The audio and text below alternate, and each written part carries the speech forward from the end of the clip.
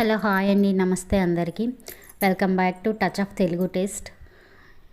శ్రావణ మాసం అంటే భక్తి, విశ్వాసం, నైవేద్యాల శోభ. ఈ పవిత్రమైన మాసంలో అమ్మవారికి ప్రత్యేకంగా నైవేద్యంగా సమర్పించే కుడుంబూరులు తయారని ఈరోజు మీతో పంచుకుంటున్నాను.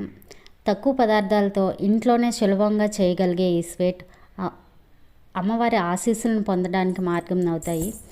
వీటిని పెసరపప్పుని ముందు రోజు రాత్రే ఒక స్టీల్ పాత్ర తీసుకొని అందులో పెసరపప్పు వేసి ముందు రోజు రాత్రే కొంచెం సోక్ చేసుకోవాలండి. ఈ విధంగా నానబెట్టిన తర్వాత మనం తెల్లవారి ఉదయం లేచి చూస్తే గోరుతో గిచ్చితే ఈ విధంగా బద్దలు అవ్వాలి.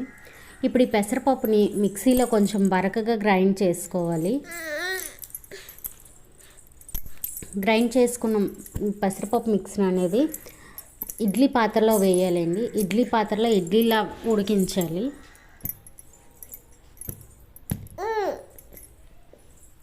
నేను తీసుకున్న మొత్తం పిండిని ఇడ్లీ పాత్రలో పెట్టి ఇడ్లీలా చేసుకుంటున్నాను.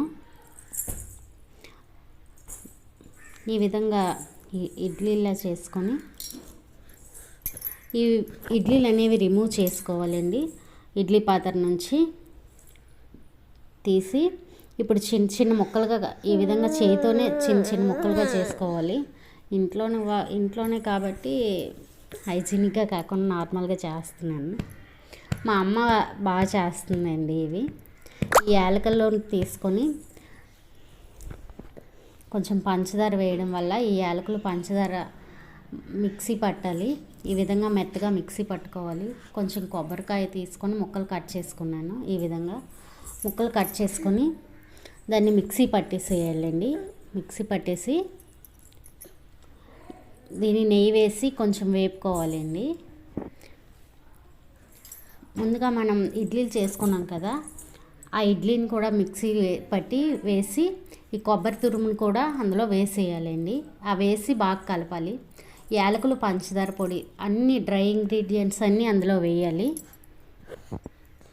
ఈ విధంగా చిన్న చిన్న ఉండలు లేకుండా చక్కగా బరకగా, అది కూడా ఇడ్లీలను కూడా బరకగానే గ్రైండ్ చేసుకోవాలి. ఎక్కడ ఉండలు అనేవి లేకుండా గ్రైండ్ చేసుకొని ఈ యాలకుల పొడి, కొబ్బరి పొడి, ఆ యొక్క పెసరపప్పు మిక్సీ పట్టింది మొత్తం అనేది ఈ విధంగా ఉండలు లేకుండా చక్కగా గ్రైండ్ చేసుకొని అన్నీ మిక్సీ కలిపేటట్టు చూడాలి. ఇప్పుడు అడ అనేది ప్రిపేర్ చేసుకోవాలండి. ఈ యొక్క అడకి దోసల పిండిని ఎక్కువగా యూస్ చేస్తారు. మినప్పప్పు, బియ్యం పిండి ఈ రెండింటిని కలిపి ముందు రోజు రాత్రి ఆ రెండు కూడా మినప్పప్పు, బియ్యము నానబెట్టుకోవాలండి. నానబెట్టుకొని మిక్సీ పట్టాలి. దోసల పిండికి ఎలాగైతే నానబెట్టుకుంటామో దీనికి కూడా అదే విధంగా అదే కొలతలతో నానబెట్టుకోవాలి. మినప్పప్పు, దాంట్లో బియ్యం వేసి తగినన్ని నీరు పోసి కడిగి నానబెట్టుకోవాలి.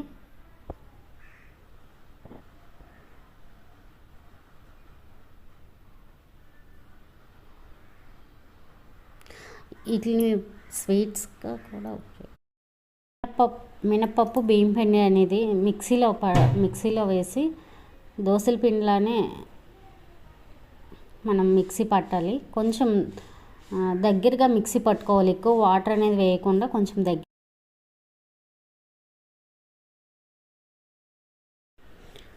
పంచదార పాకం అనేది పట్టుకోవాలి. పంచదార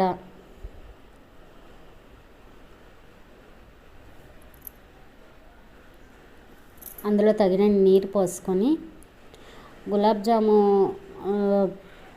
జాములకు పడతాం కదండి పాకం, అదేవిధంగా పట్టుకొని కొంచెం పాకం అనేది కొంచెం ఉండలాగా అవ్వాలి.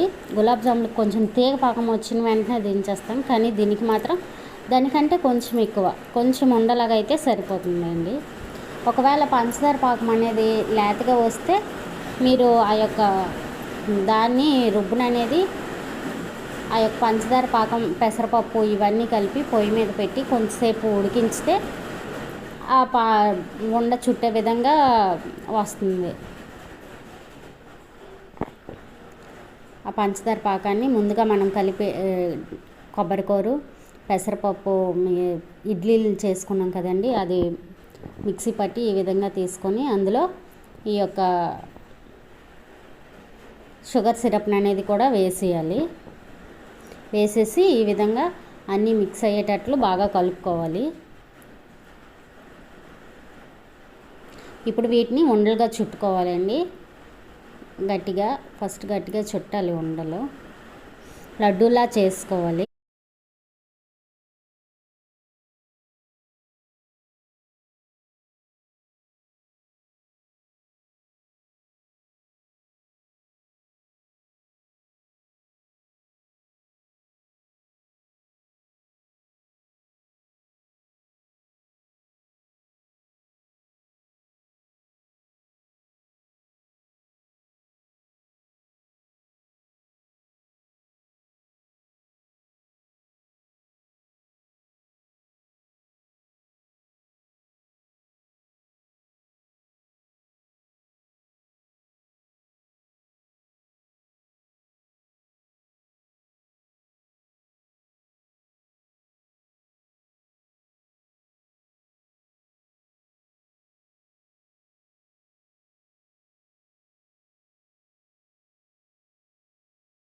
దోసల పిండిలా చెప్పాను కదా, మినపప్పు బియ్యం కలిపి మిక్సీ వేసుకున్నాం కదా, అందులో కొంచెం ఉప్పు, పంచదార, బెల్లం, మీకు ఏదైతే, నేనైతే ఎక్కువ పంచదార యూస్ చేశాను. ఈసారి బెల్లంతో ట్రై చేసినప్పుడు తప్పకుండా వీడియో షేర్ చేస్తాను. మీ ఇంట్లో కూడా పండగలకి ఏ బూరెలు ఏవి చేస్తారో కామెంట్ చేయండి. ఈ మొదటి శ్రావణ శుక్రవారానికి అమ్మవారికి నైవేద్యంగా ఈ యొక్క కుడుంబూర్లు అనేది పెడితే బాగుంటుందండి. అమ్మవారికి ఎంతో ఇష్టమైన ప్రీతికరమైన కుడుంబూర్లు అనేవి తయారైపోయాయండి.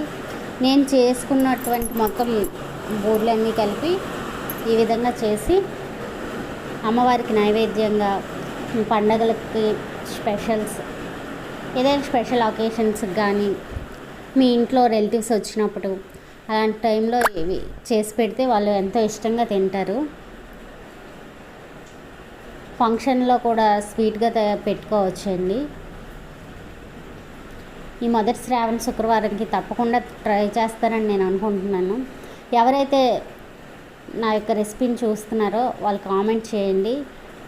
ఇంకా ఏవైనా మీకు ఇలాంటి రెసిపీస్ కావాలంటే కామెంట్ చేయండి. టచ్ ఆఫ్ తెలుగు టేస్ట్కి సపోర్ట్ చేయండి, లైక్ చేయండి, మీ ఫ్రెండ్స్ అండ్ ఫ్యామిలీకి షేర్ చేయండి. Thank you.